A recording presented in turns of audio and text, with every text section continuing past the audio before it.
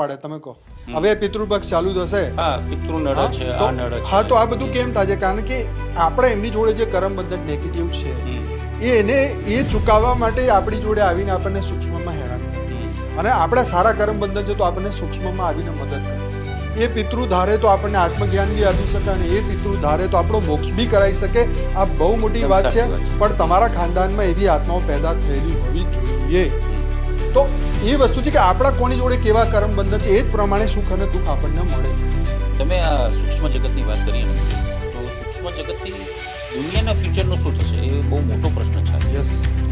કે હવે સૂક્ષ્મ જગતવાળા જે નક્કી કરશે એ જ પ્રમાણે ધરતી ઉપર થવાનું છે. જેમ તમે કૃષ્ણ અવતારની વાત કરો તો ભાઈ ઇન્દ્ર દેવતા કુપિત થઈ ગયા ભગવાન કૃષ્ણ પછી આપણી પોતાની ઉંગળીથી આખો પહાડ ઉઠાયો તો જ્યારે દેવતા કુપિત થાય ત્યારે ધરતી ઉપર આતંક વરસાદ ખૂબ કરે ફ્લડ કરે બરાબર પાણી કરી વાયુ દેવતા મોટા મોટા